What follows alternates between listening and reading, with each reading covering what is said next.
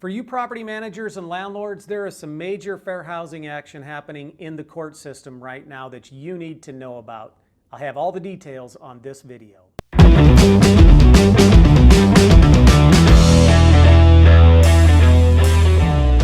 everyone, if we're meeting for the very first time, my name is Paul Vojchehoske and welcome to the Real Estate Classroom's YouTube channel. It's just a place where real estate professionals can get tools and tips to run a more profitable business. And hey, before we get today's topic, right down here in the lower right-hand corner of your screen is a red subscribe box. I would ask that you click on that and that will subscribe you to the channel. And also way up here in the upper right-hand corner is a little bell. Click on that and that will notify you every time I upload a brand new video to the YouTube channel. Okay, today's topic is fair housing. Our last video was the topic was fair housing in Facebook. Well, we have another fair housing issue that I think you need to be notified of. So here is the synopsis of the situation. There was an African-American tenant living in an apartment community, and there was a fellow tenant within the same community that was harassing that African-American tenant based on race, based on the fact that he was African-American. Now, in all three cases or incidents, the tenant did file a police report and notified the property manager. The property manager basically didn't do anything, saying, listen, this is a police matter. The police were notified, so we're just going to kind of wait and see what happens. So they failed to act on it.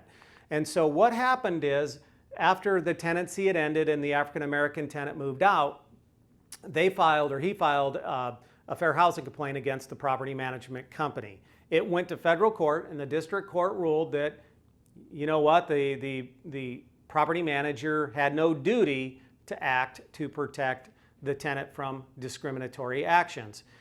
It was appealed into the second, the Second Circuit Court of Appeals, and the Second Circuit Court of Appeals sent it back down to the district court saying that they find that a landlord or manager is liable if they have knowledge of and they have a duty to protect a tenant from discriminatory action. So they sent it back down to the district court for further action.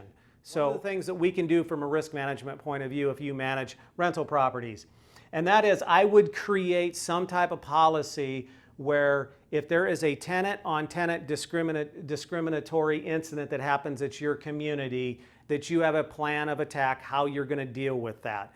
Talk to your legal counsel, formulate your plan, just put it in your policy book along with your other contingency plans as well. But we can no longer turn a blind eye when we have actual knowledge of one of our tenants being discriminated against because of race or religion or any other protected class by a fellow tenant.